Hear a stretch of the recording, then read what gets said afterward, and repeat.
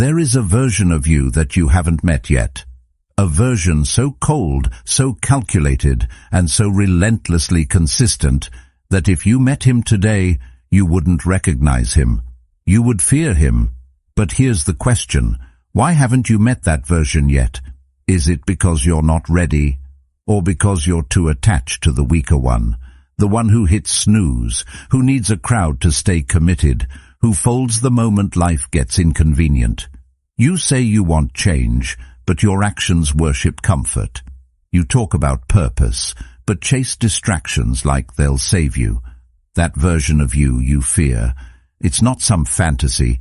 It's what's left after you kill your excuses, after you bury the emotional chaos and tear away the lies you've told yourself about timing and motivation. Stoicism doesn't hand you comfort. It strips you bare.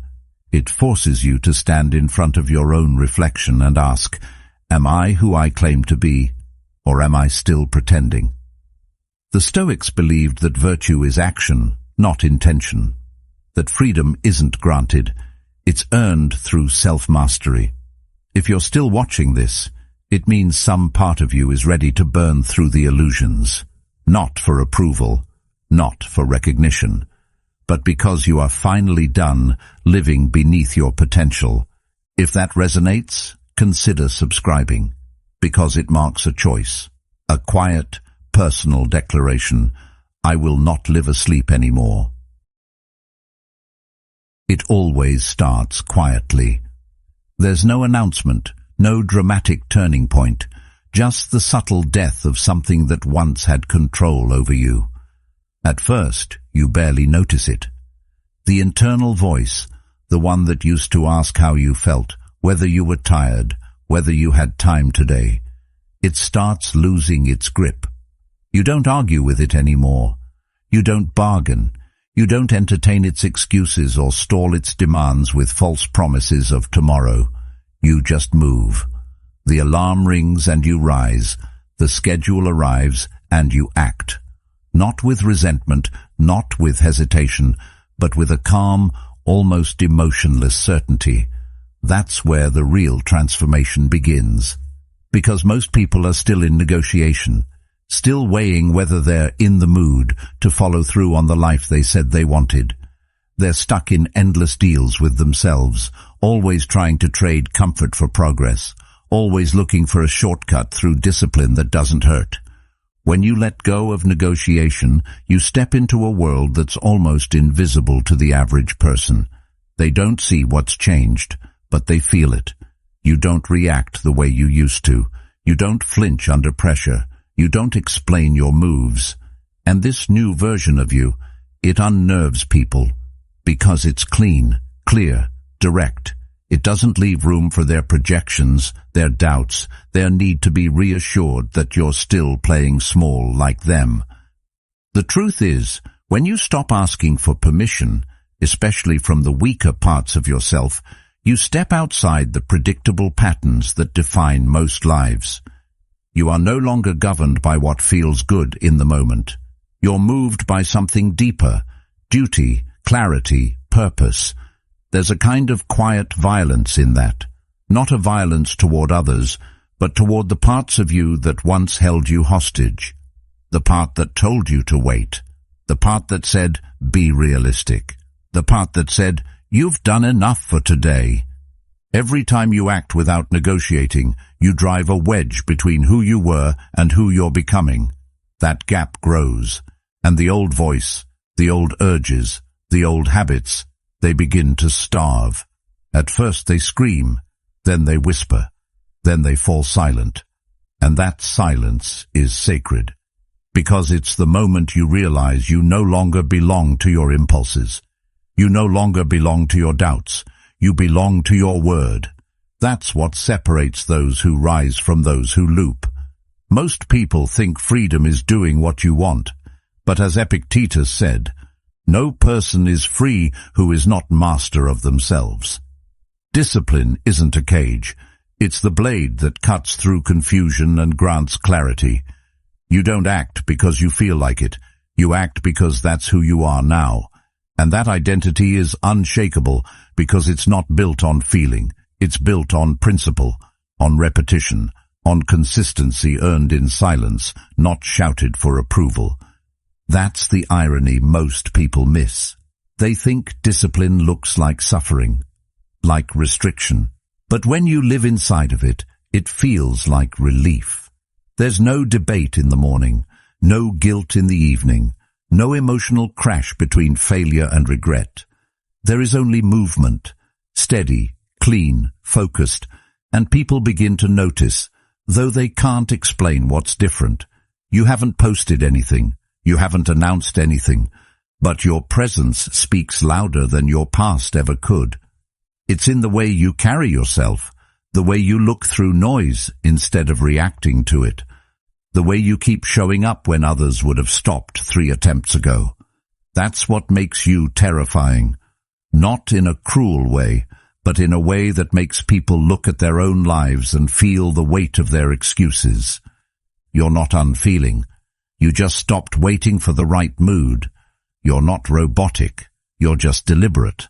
And that difference between motion driven by clarity and motion driven by emotion, that difference is the difference between building something that lasts and relapsing into chaos. This is why you start small, because killing the negotiator inside you isn't an event, it's a process. You don't argue with your distractions, you outlive them. You don't beg your mind to obey, you train it like a muscle. And every day you do, the weaker self, the one that delayed, doubted, complained, fades a little more. Until one day you catch your reflection in the mirror and you realize something. You didn't just become disciplined, you became dangerous, not because you can control others, but because you can finally control yourself. That's what scares people, that you don't ask for motivation, that you don't stall with emotional explanations, that you just move. You say nothing, but your consistency speaks volumes. You don't need sympathy, you need direction. You don't wait to feel ready. You act until readiness becomes irrelevant. That's the path. That's the process. And once you've lived that enough times, you won't remember the last time you asked yourself whether you felt like it, because you won't care. That question no longer belongs in your mind. That version of you that once hesitated, once explained, once needed to be convinced, they're gone. And in their place stands someone who doesn't waver, doesn't ask, doesn't need, just moves, just acts, just becomes. At one point you probably shared every decision you made, the goals you set, the plans you started, the promises to turn things around.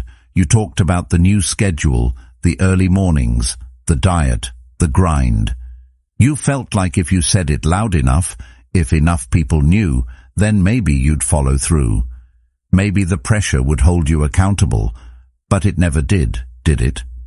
Because talking gave you the feeling of movement without any of the sacrifice. And over time, you learned the truth that no one tells you. When you speak too soon, you waste the fire. You let the pressure out before it can build power. Real change doesn't need a megaphone. It doesn't need an audience. It needs silence. Not because you're hiding, but because you're finally home in your discipline. You don't have to explain the work when you become the work. That's when things shift. It's strange how silence becomes your armor, not because it protects you from others, but because it protects your focus from their noise. The moment you stop sharing everything is the moment you stop seeking approval. And without that need for validation, you gain something rarer than praise: presence. People who once felt close to you might start saying you're distant, cold, detached. But what they're really feeling is your stillness, and stillness is deeply unsettling to the chaotic. Because most people don't know how to exist without noise, they panic in quiet. They seek constant feedback to feel alive, but discipline doesn't seek attention. It becomes attention. You walk into a room without a word, and something shifts. Not because you demand respect, but because your silence demands self-respect. It's the look in your eyes, the way you no longer explain, the way your actions arrive unannounced and irreversible. You've become something they can't read, and what people can't read, they fear. At first, that silence feels strange, like you're holding something back, but eventually it becomes peace. You realize how much energy you wasted narrating your journey to people who were never walking with you. People who didn't understand the weight of your ambition but felt entitled to comment on it. So you let go. You let go of the need to convince them, to make them comfortable with your growth. And in that quiet, you grow faster, deeper. Because no one is interrupting, no one is reacting, no one is projecting their limitations onto your work. It's just you, the path, and the sound of your own breath. You finally hear yourself think, and more importantly, you hear yourself believe. That's the voice that used to be drowned out by applause, by commentary, by shallow encouragement. Now it's clear. Now it leads. The Stoics understood the value of this stillness.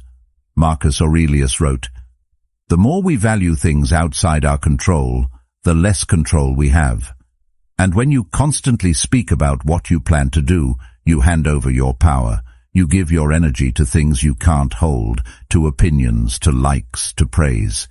Silence reclaims that energy. It gathers it like a storm.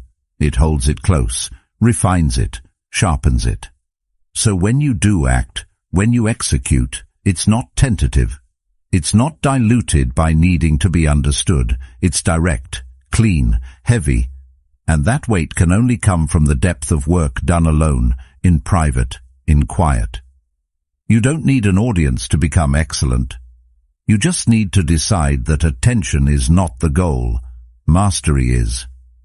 That's the paradox. The less you speak, the more people want to know what you're doing. The less you share, the more they speculate. Silence creates mystery, and mystery holds power. But you're not silent to manipulate.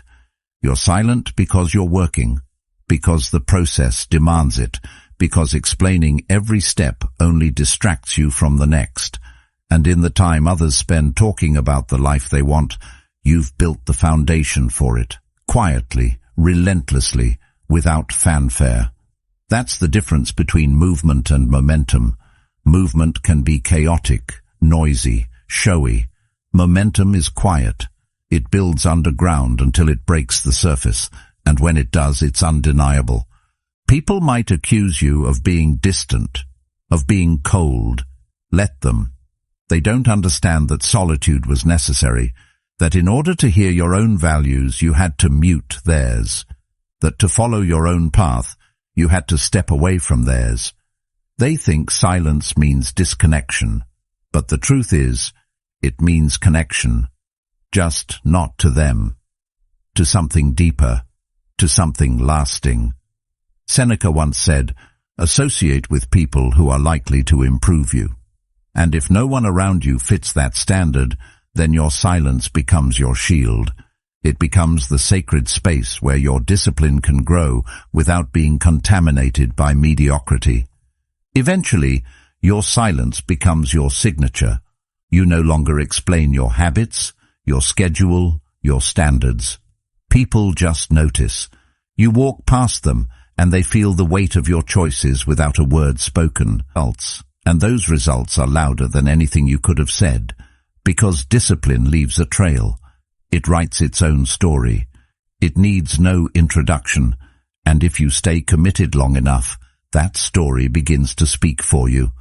Without hashtags, without posts, without announcements, just presence, just execution, just the quiet certainty that you no longer need to be seen because you know who you are.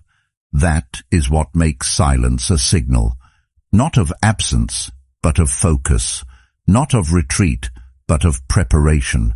You haven't vanished. You've just realigned. You've stepped into a space where every move is intentional, where every hour has weight, where every day serves the mission, and because you no longer need applause, you've become immune to the fear of being overlooked. You've traded visibility for vision, And that trade will always pay back more than popularity ever could. Discipline doesn't ask for recognition. It earns it, quietly, over time. And when it finally arrives, it doesn't beg to be seen. It demands to be respected. That's the life you're building now, in silence, in strength, and in total alignment with the person you said you'd become.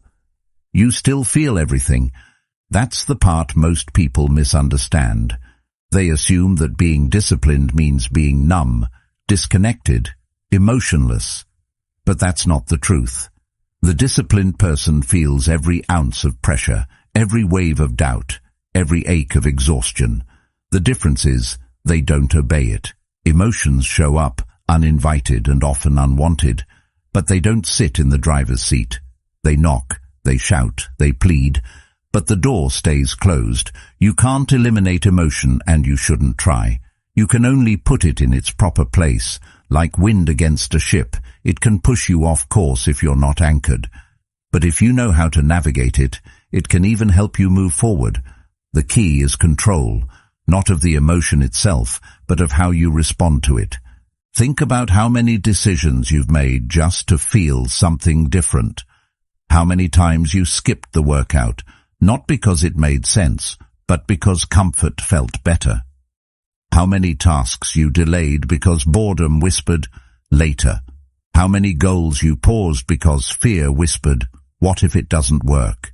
Emotions are persuasive. They wear the voice of reason, even when they make no sense. And unless you've trained your mind to pause, to hold, to assess, you'll fall for it every time. The disciplined person still hears those voices, but they've developed a second voice, one that doesn't argue, doesn't panic, doesn't collapse, one that simply says, proceed. Not because the emotion isn't real, but because it doesn't have authority. You'll feel the pull to stop, especially when progress is invisible. You'll feel the desire to distract, especially when focus starts to hurt. You'll feel the hunger for something easier, especially when the path gets lonely. All of this is expected. It's not a flaw in your system, it is the system. You're not being tested to see if you can avoid emotion. You're being trained to act through it. Carl Jung once said, "Until you make the unconscious conscious, it will direct your life and you will call it fate." And this is what discipline really does. It exposes the patterns. It brings light to the emotional reactions that used to control you in the dark. It doesn't suppress, it reveals. There's a difference between acknowledging a storm and stepping into it. You can watch the rain fall, you can hear the thunder, but if you have a mission, you put on the coat and walk anyway. That's discipline. Not the absence of rain, but the refusal to let it stop you. Emotional weather will always change. One day you'll feel unstoppable. The next, you'll feel like quitting before you begin. But the disciplined person knows the truth. Feelings are not facts. They are just data. You take the information, and then you decide what matters. The goal doesn't change. The schedule doesn't change. The commitment doesn't pause just because your mood dipped. This isn't about being harsh with yourself. It's about being honest. Too many people confuse kindness with indulgence. They think listening to every emotion is self-care. But sometimes self-care is discipline. Sometimes love for yourself is saying, no, we keep going, because you know what's on the other side of consistency. You felt the pride of following through when everything inside wanted to fold, and you felt the regret of quitting for comfort. That contrast teaches you more than any book ever could. It teaches you that emotional authority doesn't come from silence. It comes from structure, from showing up anyway, from doing what must be done, especially when it feels like the last thing you want to do. The more you train this way, the quieter the chaos becomes. Not because it disappears, but because you've changed your relationship to it. You no longer panic when doubt arises. You just breathe. You no longer crumble under frustration. You just adjust. You've built a mind that knows how to hold the line. And that kind of mind, steady, unbending, alert, is rare. Most people fold at the first feeling of discomfort. They label it a sign. They call it intuition. But the disciplined know better. They know that intuition must be sharpened through action, not just emotion. That not every discomfort is a warning. Sometimes it's just resistance before growth. When emotions become background noise instead of commands, you become efficient. You become focused. You become incredibly difficult to knock off course. And that's when people start asking how you do it, how you stay so consistent, so stable, so unaffected. But they don't see the work. They don't see the mental reps, the moments you sat in frustration and didn't react, the moments you faced self-doubt and didn't flinch, the moments you were bone-tired and still followed through. They only see the surface, but beneath it is a mind trained to act, not from emotion, but from clarity. Aristotle once believed that excellence was not an act, but a habit. This habit isn't built when everything feels good. It's built when everything screams to stop, and you don't. When you train that way long enough, you don't just develop discipline, you develop peace. Because nothing inside you is fighting anymore. The emotions are there, yes, but they're no longer loud. They're no longer pulling you in 10 directions. They've been heard, but they've also been overruled, calmly, consistently, and that calm is what makes the disciplined so unnerving to others. Because when you can't be easily swayed, you become rare, and when you become rare, you become powerful. Not because you dominate the world, but because you've finally learned how to lead yourself. You don't need to shock the world to be powerful. You don't need to throw surprises or reinvent yourself every month just to stay relevant. You just need to become someone whose word, especially to yourself, is law. Predictability, in the way most people use it, sounds boring. It sounds like stagnation. But there's a different kind of predictability. The kind that doesn't bend when the wind shifts. The kind that doesn't ask how hard the day will be before deciding how much to give. The kind that becomes so rooted in consistent action that it almost looks unshakable from the outside. That's the kind of predictability that scares people. Because when you move without needing the push, without needing the praise, without needing the right conditions, you break the mold they've come to expect from others, and even from themselves. There's something unsettling about a person who does what they said they would, even when nobody is checking. There's a quiet tension to it, a steady intensity that doesn't beg to be noticed but can't be ignored. Because it's rare. Most people flinch the moment pressure arrives. They act when the spotlight's on and stall the minute it turns off. Their entire rhythm is reactive. But when you're disciplined, your rhythm doesn't change. It doesn't depend on attention. It doesn't shift based on mood or convenience. You become dependable in a way that makes people question their own inconsistency. And without ever raising your voice or forcing your will, you start to lead, because others sense something in you they haven't built in themselves. When you become predictable to yourself, you stop breaking promises quietly. You stop waking up in the morning wondering if you'll follow through. You stop planning things just to abandon them the moment emotion or chaos gets in the way. And instead, your days start to feel solid, grounded. You build momentum, not because everything is perfect, but because you are no longer debating. You already decided. And when something is already decided, energy doesn't get wasted on convincing yourself again. You just move, like gravity, like seasons, like a law of nature. Carl Jung once said, "You are what you do, not what you say you'll do." The disciplined person doesn't need to speak loudly, because their actions have already built a pattern. That pattern becomes identity. That identity becomes power. Not power over others, but power over uncertainty, power over hesitation, power over the emotional swings that take most people out of alignment. When you act predictably, not because you're being watched, but because it's simply who you are now, life changes. Not dramatically at first, but piece by piece, brick by brick, you earn something that can't be faked, self-respect, and that respect becomes your backbone. It's easy to set goals. Everyone does it. It's easy to talk about ambition. Everyone has some version of it. But the rarest thing is to see someone quietly building every single day, even when no one's clapping, even when the results are months away, even when the road is repetitive and thankless. That kind of person starts to move differently. They don't rush to prove themselves anymore. They don't over-explain their intentions. They don't talk much about their discipline because they don't need to.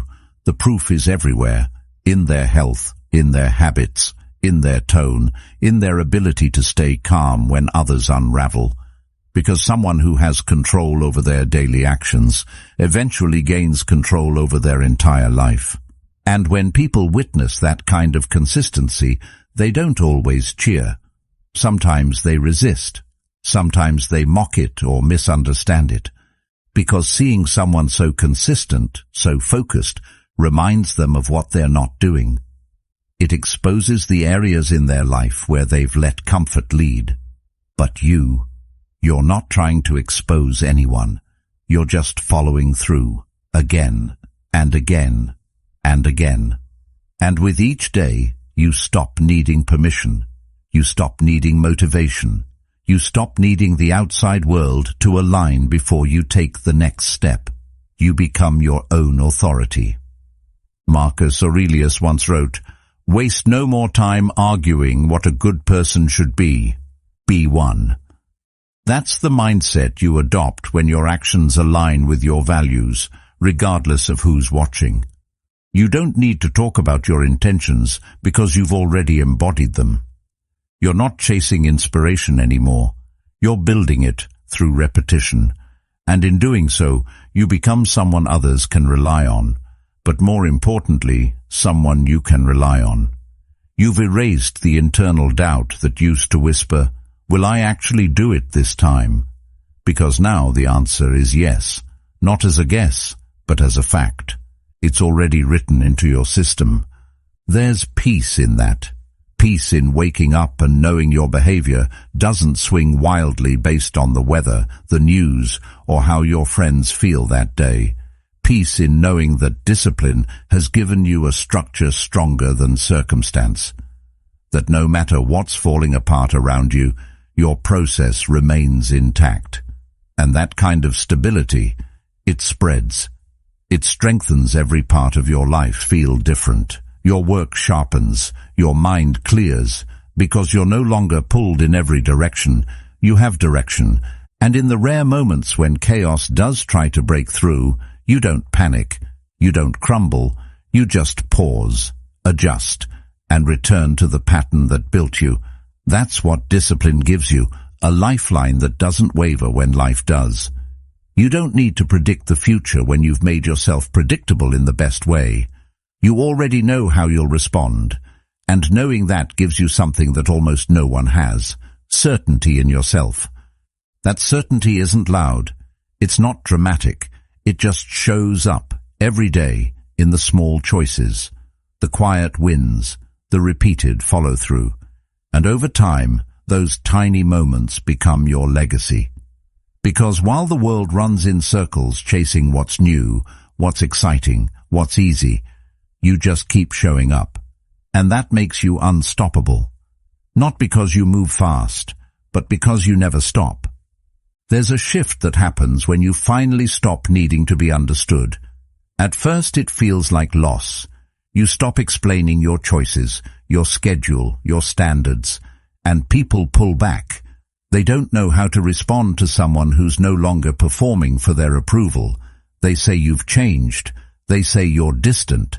But what they really mean is, you've stopped making them comfortable. You're not chasing the same things. You're not clinging to the same need to be liked. You're building a life now that isn't about impressing people. It's about withstanding storms. And when you live like that, when your days are rooted in structure instead of seeking, you start to feel the difference. Not right away, but slowly, steadily, like a weight you've been carrying your whole life just disappears. Discipline and detachment go hand in hand, because real discipline isn't just about structure. It's about the ability to walk alone. It's about choosing a path with fewer eyes on it, less praise, less applause, but more peace. At some point, you realize that the attention you were chasing wasn't building you, it was draining you. It was tying your identity to the reactions of others. And when they applauded, you felt worthy. When they didn't, you questioned yourself. But once you detach, once you stop needing their nod before you take another step, you become someone they can't control, someone they can't predict, someone who does not rise and fall based on public approval, but on private integrity. Carl Jung said, "The privilege of a lifetime is to become who you truly are. But to do that, you have to let go of the version of yourself that was built to be accepted, the one shaped by other people's comfort zones, the one who watered down every ambition to avoid being called too much. You have to burn that version. And that burning, it's lonely. People drift. Conversations feel shallow. You start to feel like a stranger in familiar places. But that discomfort is not a sign you're lost. It's a sign you're no longer available for the life that was built on needing permission. Most people never get here. They stay tethered to the performance, to being liked, to being agreeable, even if it means never becoming what they're capable of. But you're different now. You've chosen discipline over distraction, silence over noise, purpose over popularity, and that means you don't explain every choice. You don't try to make people understand why you're doing what you're doing. You just do it. And that kind of detachment, it's powerful, because it says, I know who I am, I know what I'm building, and I don't need you to validate it for it to be real. You'll notice something strange when you reach this level of discipline. The more focused you become, the more people misunderstand you. They confuse stillness with coldness, focus with arrogance, distance with superiority. But they don't realize you're not above them. You're just no longer available for anything that pulls you off mission. Your time has weight now. Your boundaries are real. Your energy is earned. And not everyone can handle that shift. But you weren't building this life to be understood. You were building it to be lived. Seneca once said, "If you live in harmony with nature, you will never be poor. If you live according to what others think, you will never be rich." And that's the difference. The richest kind of life isn't one full of followers, likes, or endless praise. It's a life with space, a life where you move deliberately, anchored in your values, not dragged by someone else's. When you detach from approval, you stop begging for scraps of attention. You stop shrinking to stay digestible. You grow, not for applause, but because growth is who you are now. And here's what most won't tell you. Detachment isn't cold. It's not emotionless. It's not selfish. It's focused. It's clear. It's rooted in something deeper than social performance. It's built on an internal compass that doesn't spin every time someone has an opinion. That kind of clarity is rare. And because it's rare, it feels foreign at first. But in that clarity, you find peace. Because you're no longer reacting to everyone else's version of your life. You're finally living your own. You start to see just how much of your past was shaped by fear of being misunderstood. How many times you said yes to avoid tension. How often you betrayed your own standards to keep the peace. But peace isn't the absence of conflict. It's the presence of alignment. And real alignment only comes when you stop asking the world to clap for your progress and start showing up whether they see it or not, whether they like it or not, whether they stay or not. That's where the power lives, in the quiet refusal to explain, in the decision to keep going without asking who's coming with you. You'll lose people, that's inevitable, but what you gain, clarity, alignment, sovereignty, is worth everything you leave behind, because once you detach from needing their understanding, their support, their praise, you stop being a reflection of other people's fears. You become a mirror of their potential. And not everyone wants to see that. But you didn't come here to be soft. You came here to build something real. You don't need to be liked to live well. You don't need to be followed to be effective. What you need is to be honest, disciplined, detached from the need to be received in a certain way. You walk your path, not because it's celebrated, but because it's yours. And in the end, the world won't remember the one who blended in. They'll remember the one who stood still in their truth, while everything around them begged them to bend. And you'll sleep peacefully knowing you didn't bend. You just built, quietly, consistently, alone if you had to, but never lost, only free. You're not exhausted because you've been pushing too hard. You're exhausted because you've been living beneath your potential, and deep down, you know it. It's not the workload that drains you, it's the weight of compromise. It's waking up with a plan and letting it slip before noon. It's breaking your own word more times than you can count. That's the fatigue no amount of rest can fix. Because every time you lower your standard to make things easier, you lose a part of your strength. Not just physically, but mentally, spiritually. You start to believe you can't hold yourself to anything higher. That belief becomes a pattern. That pattern becomes your life.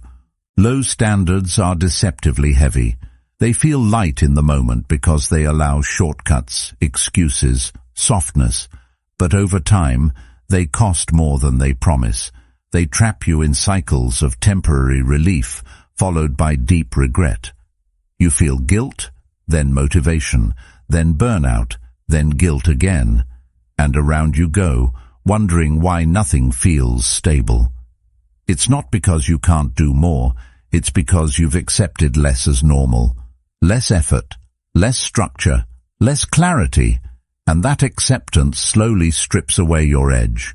It dulls you until you forget what it felt like to be sharp. The truth is, most people stay tired because they keep making exceptions. They treat standards like goals instead of baselines, something optional, something nice to hit when everything lines up. But real discipline isn't a burst of inspiration, it's a floor you refuse to fall below. A standard so solid that even on your worst day, you don't sink into nothingness. You still show up, you still move, you still execute, not perfectly, but consistently. And that consistency builds something far more powerful than motivation ever could, self-trust. And here's what most people miss. Raising your standards isn't punishment, it's freedom. Because when your standards are low, you're constantly negotiating, constantly trying to talk yourself into doing the bare minimum. It's exhausting. But when you raise the bar, when you make certain things non-negotiable, you create peace. You eliminate the daily debate. You build rhythm, structure, stability. Suddenly, you don't waste energy deciding whether you'll train today, or meditate, or show up for your goals. You just do it, not because it's easy, but because it's who you are now. Carl Jung once said, "The most terrifying thing is to accept oneself completely, and that includes the part of you that's been coasting, the part that fears what might happen if you demanded more, because raising your standards forces you to confront your old self, the one that settled, the one that broke promises quietly, the one that called discipline too much, and letting go of that version is uncomfortable. It means becoming someone you haven't fully met yet, someone sharper, more intentional, more exacting, not just with results, but with effort, with focus, with time. That's why most avoid it. Because raising your standards isn't just a mindset, it's a war with your comfort zone. It's the refusal to let past versions of yourself decide your future. It's the bold decision to say, I don't care how I've lived up until now. This is where the line is drawn.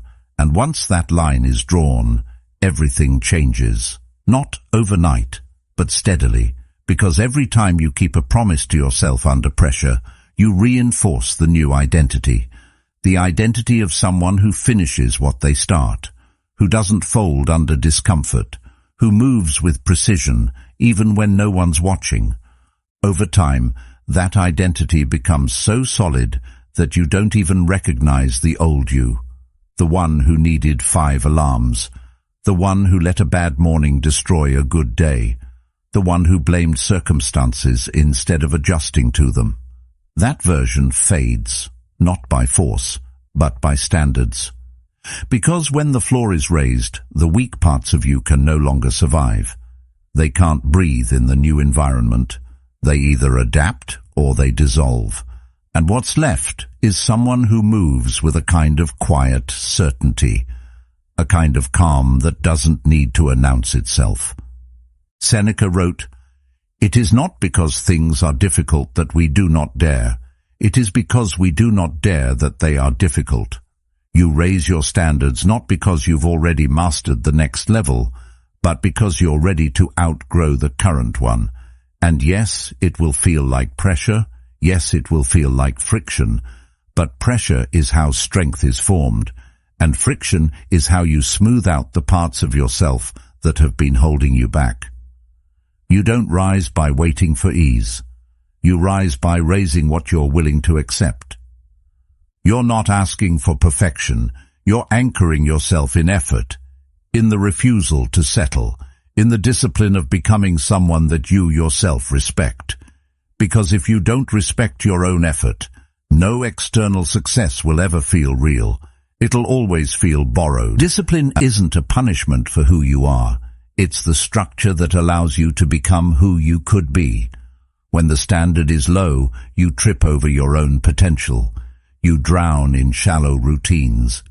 But when the bar is high, you rise to meet it, not all at once, but day by day, choice by choice, moment by moment, until one day you realize, this isn't hard anymore, it's just who you are. Respect is often misunderstood. We're taught to direct it outward, toward authority, toward tradition, toward the expectations of others.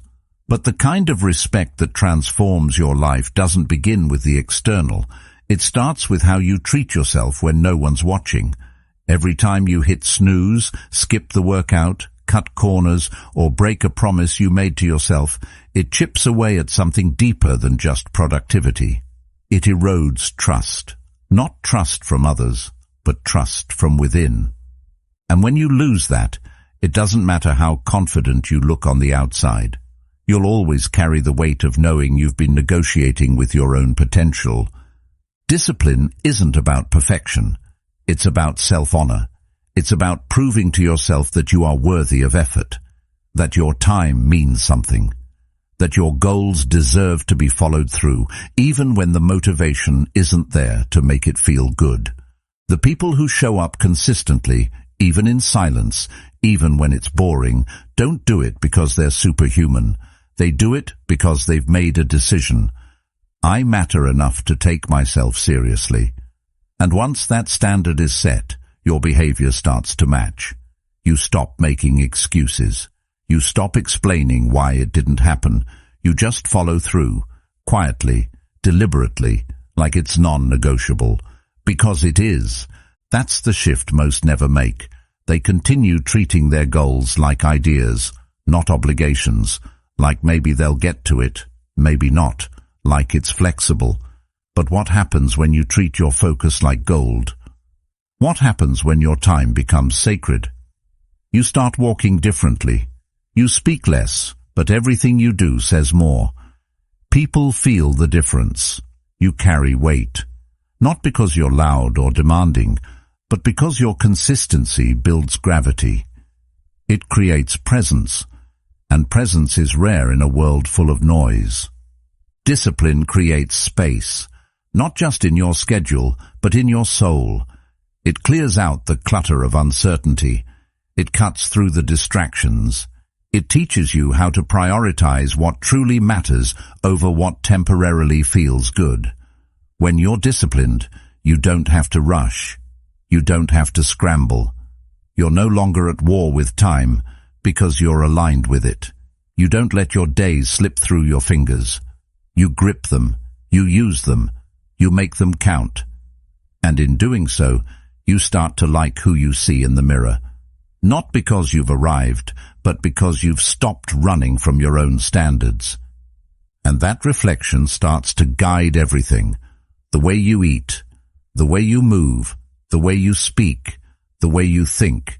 You stop waiting for life to give you permission. You stop waiting for someone to save you. You become the person you once hoped would walk in and tell you what to do. You become your own example, and in doing so, you earn something money, praise or status can't buy: self-respect.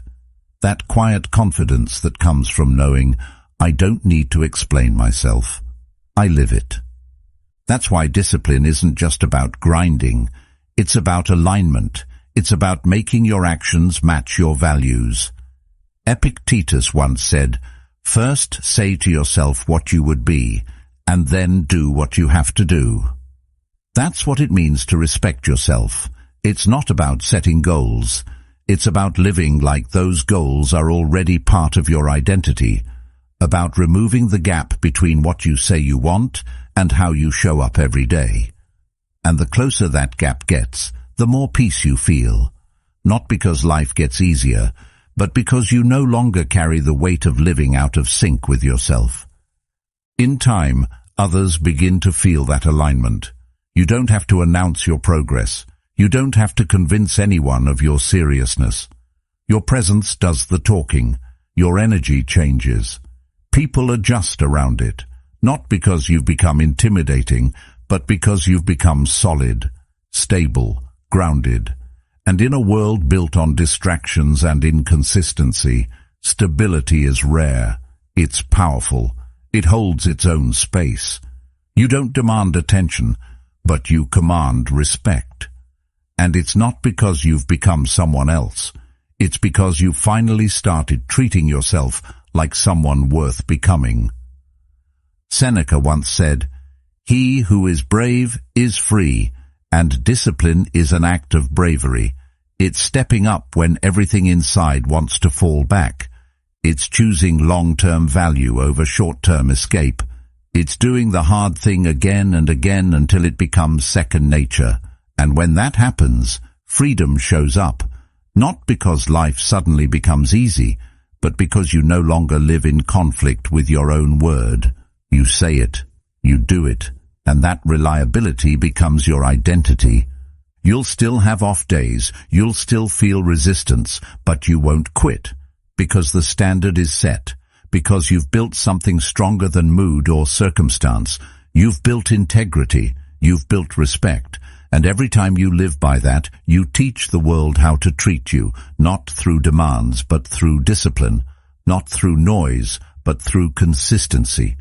In the end, discipline isn't about being hard on yourself. It's about being honest. It's about acting like you matter, like your future matters, like your choices echo far beyond the moment you make them. And when you begin living that way, not someday, but now, people will feel it. Not because you tell them, but because everything about you will say, without words, I keep my promises, especially to myself. At first, it's mechanical. You do what you must, even when it doesn't feel natural, even when the old self fights back. And that voice will fight. It will tempt you with comfort, with delay, with all the reasons why today can be the exception. But every time you refuse to listen, something shifts, something cracks. That voice gets a little weaker, because it's no longer being fed. The reactive part of you, the one that depended on mood and emotion, begins to lose its power. And in its place, something colder, calmer, more focused begins to grow. Not because you tried to be someone new, but because you repeated the right thing enough times to make it who you are. Repetition strips you down. It exposes the stories you've told yourself, stories about what you're capable of, what you deserve, how much discomfort you can handle. It forces you to face the truth, not in flashes of inspiration, but in moments where quitting feels easier, but you don't. That is the death of the fragile self, the one that used to stop when it got tired, the one that needed approval before it moved, the one that believed motivation was a prerequisite. That version can't survive repetition, because repetition demands something higher. It demands that you show up regardless of applause, regardless of mood, regardless of whether anyone else even notices. Carl Jung once said, "We are not what happened to us, we are what we choose to become." And repetition is that choice, made not once, but over and over, until it burns through the parts of you that used to fold. It's not glamorous. It doesn't feel good most days. But it works. Because repetition isn't about performance, it's about programming. Every act repeated is a vote, and the more you vote, the clearer the identity becomes. You stop trying to be disciplined, you start being it. Without fanfare, without reward, just forward. And then something strange begins to happen. The same path that once felt heavy becomes the one you're most comfortable on. The same routine that once felt like sacrifice begins to feel like stability. You stop craving excitement, you start craving peace. The peace that only comes when your actions match your values. When there's no more tension between what you say you want and what you do. That alignment isn't born from chance. It's earned through deliberate repetition, through choosing discomfort so often that it becomes your new normal. That's when people start to notice, even if they can't explain it. They feel the difference in how you carry yourself, the calm, the conviction. You no longer need to talk about discipline because you've become it. Your choices speak, your habits speak, your silence speaks. You're no longer moved by chaos, no longer pulled by temptation, because repetition has hardened your edges. Not in a way that makes you cold, but in a way that makes you immovable. Plato once said, "The first and best victory is to conquer self." And each repeated action is a small conquest, a reclaiming of the mind, of your attention, of your time. You don't always feel stronger, but you are. Every time you repeat what needs to be done, even when it's boring, even when it's thankless, you're building something inside that cannot be taken, something unshakable. Because while most people live reactively, waiting for the right feeling, the right mood, you've decided to live deliberately. That decision, repeated enough times, becomes destiny. The beauty of repetition is that it doesn't lie. It doesn't flatter you. It simply reflects who you are through what you consistently do. And if you don't like the reflection, you change the routine. You build new patterns. You start smaller if you have to. But you don't stop. Because every repeated action is not just a step forward. It's a knife carving away who you're not. It's a hammer forging who you are. And that's what discipline really is. Not pressure, not perfection, but precision. The slow, steady replacement of weakness with strength, chaos with order, reaction with control. You start to see time differently. You no longer rush. You no longer procrastinate. You understand that success doesn't come from massive bursts of effort, but from small things done well, over and over, until they compound. You understand that transformation isn't sudden. It's gradual. It's invisible at first. But it's happening. Every repetition is building something beneath the surface. And one day, you wake up and realize you're not hoping to become the disciplined one. You already are. Seneca once wrote, "It is not that we have a short time to live, but that we waste a lot of it." Repetition protects you from that waste. It saves you from the chaos of constantly starting over. Because every time you stop and restart, you lose momentum. But every time you repeat, even imperfectly, you gain it. That gain becomes compounding, and over time, it becomes a force that no one sees coming until it arrives. And when it arrives, when the disciplined version of you finally emerges, it doesn't look dramatic. It looks grounded, solid, reliable. You walk with purpose. You act with restraint. You speak less, but everything you say carries weight. Because you've done the work behind the words. You've earned your own respect. And once you've done that, everything else follows. Discipline isn't built in one day. It's built in every day, in every choice that says, I'll do it again, even when it's hard, especially when it's hard. Repetition doesn't just change your habits, it changes your identity. And when identity changes, everything else does too. The old you fades, the one who needed to feel ready, the one who always found an excuse. And what's left is someone who just moves forward, who does the work, who shows up, who doesn't stop. Not because it's easy, but because it's who you've become. The disciplined version of you is not a dream. It's a decision, made in silence, forged in repetition, and lived without apology. You don't need more time. You need more truth. So take one more step, and then another, until you no longer recognize the person who used to wait. If you're ready for the next phase of becoming, watch one of the videos on your screen now. And thank you for being a part of Stoic Journal.